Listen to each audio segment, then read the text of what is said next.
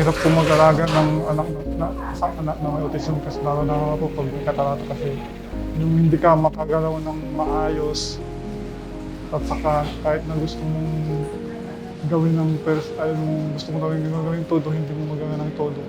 Kasi hindi mo siya maayos na paggawa. Hindi mo mawari yung pag-uugali nila. Nandyan yung nagtatantong sila. Una, maraming salamat sa Chuchi Eye Center. From the bottom of my heart and my family, maraming salamat po. Overwhelmed po. Kasi 100% na iba na po yung asset ko. Dr. Sowa, sana po mabuhay kayo ng matagal para marami pa kayo matulungan. God bless po. 100% kasi kita ko lahat na anggulo. Hindi wala nang blind-sided. Kaya mas matututukan ko siya ng gusto.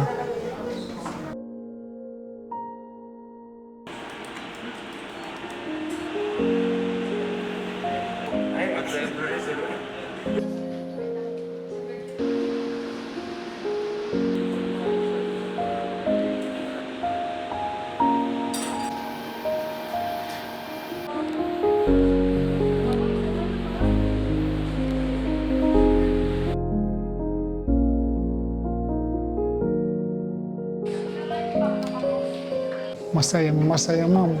Pasalamat ako. Magamit ko na yung mata ko. Pagdadrive. Nakatulong sa akin yung susi kung sa labas doon sa amin. Mahal ang pag-opera ng mata. Pasalamat ako ma'am na libre ako. Pasalamat din ako kay doktor. Ginawa niya yung best na maoperahan yung mata ko.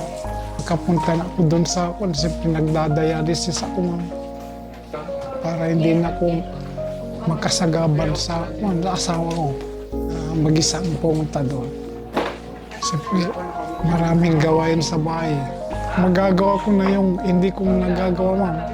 Pwede akong umasada, pwede akong magbantay ng palaisdaan.